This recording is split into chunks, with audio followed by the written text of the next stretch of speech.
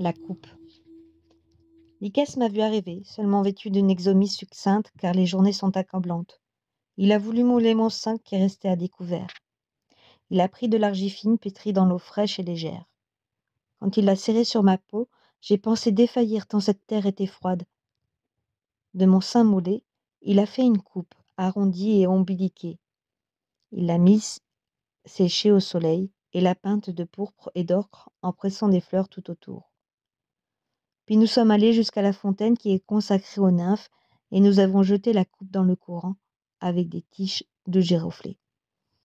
Rose dans la nuit. Dès que la nuit monte au ciel, le monde est à nous et aux dieux. Nous allons des champs à la source, des bois obscurs aux clairières où nous mènent nos pieds nus. Les petites étoiles brillent assez pour les petites ombres que nous sommes. Quelquefois, sous les branches basses, nous trouvons des biches endormies. Mais plus charmant la nuit que toute autre chose, il est un lieu connu de nous seuls et qui nous attire à travers la forêt.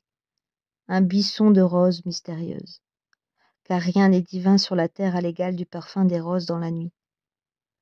Comment se fait-il qu'au temps où j'étais seule, je ne m'en s'étais pas enivrée? Les remords. D'abord, je n'ai pas répondu, et j'avais la honte sur les joues, et les battements de mon cœur faisaient mal à mes seins. Puis j'ai résisté, j'ai dit non, non. J'ai tourné la tête en arrière et le baiser n'a pas franchi mes lèvres, ni l'amour mes genoux serrés. Alors il m'a demandé pardon, il m'a embrassé les cheveux, j'ai senti son haleine brûlante et il est parti. Maintenant je suis seule. Je regarde la place vide, le bois désert, la terre foulée, et je mords mes poings jusqu'au sang et j'étouffe mes cris dans l'herbe. Le sommeil interrompu. Toute seule, je m'étais endormie comme une perdrix dans la bruyère. Le vent léger, le bruit des eaux, la douceur de la nuit m'avaient retenue là. Je me suis endormie, imprudente, et je me suis réveillée en criant, et j'ai lutté, et j'ai pleuré, mais déjà il était trop tard. Et que peuvent les bras d'une fille? Il ne me quitta pas. Au contraire, plus tendrement dans ses bras, il me serra contre lui, et je ne vis plus au monde ni la terre ni les arbres, mais seulement la lueur de ses yeux. À toi qui pries victorieuse, je consacre ces offrandes encore mouillées de rosée, vestiges des douleurs de la Vierge, témoins de mon sommeil et de ma résistance. Ô laveuse, ne dites pas que vous m'avez vue. Je me confie à vous, ne le répétez pas.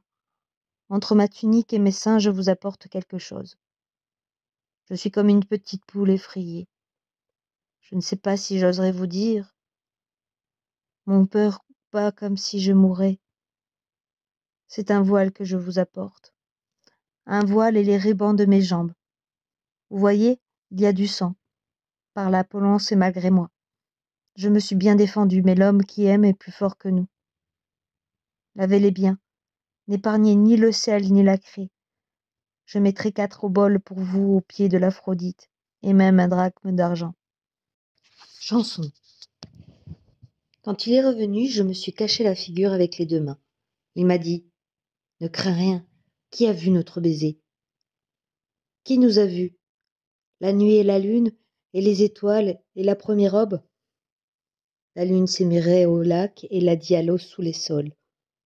L'eau du lac l'a dit à la rame, et la rame l'a dit à la barque, et la barque l'a dit au pêcheur. Hélas, hélas, si c'était tout. Mais le pêcheur l'a dit à une femme, le pêcheur l'a dit à une femme. Mon père et ma mère et mes sœurs, et toute la hélas le saura. Bilitis. Une femme s'enveloppe de laine blanche. Une autre se vêt de soie et d'or. Une autre se couvre de fleurs, de feuilles vertes et de raisins. Moi je ne saurais vivre que nue. Mon amant, prends-moi comme je suis. Sans robe, ni bijoux, ni sandales, voici Bilitis toute seule. Mes cheveux sont noirs de leur noir et mes lèvres rouges de leur rouge. Mes boucles flottent autour de moi, libres et rondes comme des plumes. Prends-moi telle que ma mère m'a faite dans une nuit d'amour lointaine, et si je te plais ainsi, n'oublie pas de me le dire. La petite maison. La petite maison où est son lit est la plus belle de la terre. Elle est faite avec des branches d'arbres, 4 murs de terre sèche et une chevelure de chaume.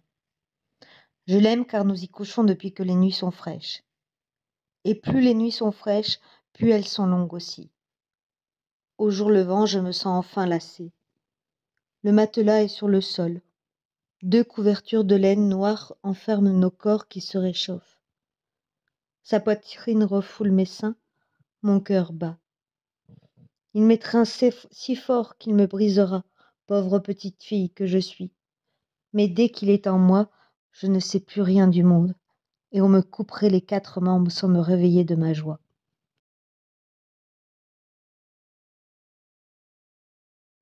La lettre perdue.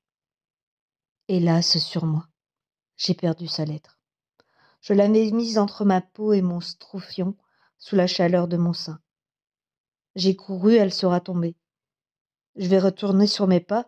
Si quelqu'un l'a trouvée, on le dirait à ma mère et je serai fouettée devant mes sœurs moqueuses. Si c'est un homme qui l'a trouvée, il me la rendra. Ou même, s'il veut me parler en secret, je sais le moyen de la lui ravir. Si c'est une femme qui l'a lue, ô Zeus gardien, protège-moi, car elle le dira à tout le monde ou elle me prendra mon amant. Chanson. La nuit est si profonde qu'elle entre dans mes yeux. Tu ne verras pas le chemin, tu te perdras dans la forêt. Le bruit des chutes d'eau remplit mes oreilles.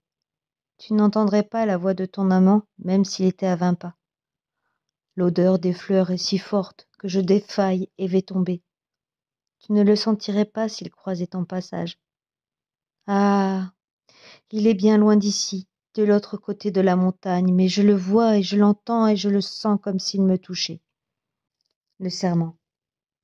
Lorsque l'eau des fleuves remontera jusqu'au sommet couvert de neige, lorsqu'on sèmera l'orge et le blé dans les sillons mouvants de la mer, lorsque les pins naîtront des lacs et les nénuphars des rochers, lorsque le soleil deviendra noir, lorsque la lune tombera sur l'herbe, alors, mais alors seulement, je prendrai une autre femme et je t'oublierai, Bilitis, âme de ma vie, cœur de mon cœur.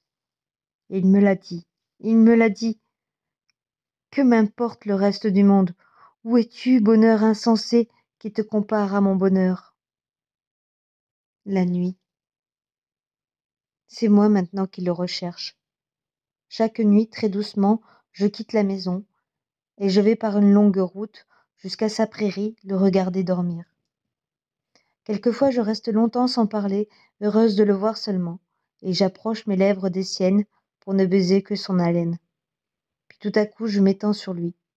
Il se réveille dans mes bras et il ne peut plus se relever car je lutte. Il renonce et rit et m'étreint. Ainsi nous jouons dans la nuit. Première aube, ô clarté méchante, toi déjà, en quel antre toujours nocturne, sur quelle prairie souterraine pour nous si longtemps aimés, que nous perdions ton souvenir. Berceuse. Dors. J'ai demandé à Sardes tes jouets et tes vêtements à Babylone. Dors, tu es fille de Bilitis et d'un roi du soleil levant. Les bois, ce sont les palais qu'on bâtit pour toi seul et que je t'ai donnés. Les troncs des pins, ce sont les colonnes. Les hautes branches, ce sont les voûtes. Dors. Pour qu'il ne t'éveille pas, je vendrai le soleil à la mer. Le vent des ailes de la colombe est moins léger que ton haleine. Fille de moi, chair de ma chair, tu diras quand tu ouvriras les yeux, si tu veux la plaine ou la ville, ou la montagne ou la lune, ou le cortège blanc des dieux. Le tombeau des naïades. Le long du bois couvert de givre, je marchais. Mes cheveux devant ma bouche se fleurissaient de petits glaçons, et mes sandales étaient lourdes de neige fangeuse et tassée. Il me dit: Que cherches-tu? Je suis la trace du satyre, ses petits pas fourchus alternent comme des trous dans un manteau blanc. Il me dit: Les satyres sont morts. Les satyres et les nymphes aussi. Depuis 30 ans, il n'a pas fait un hiver aussi terrible. La trace que tu vois est celle d'un bouc. Mais restons ici, où est leur tombeau. Et avec le fer de sa houe, il cassa la glace de la source où jadis riaient les naïades. Il prenait de grands morceaux froids et, les soulevant vers le ciel pâle, il regardait au travers.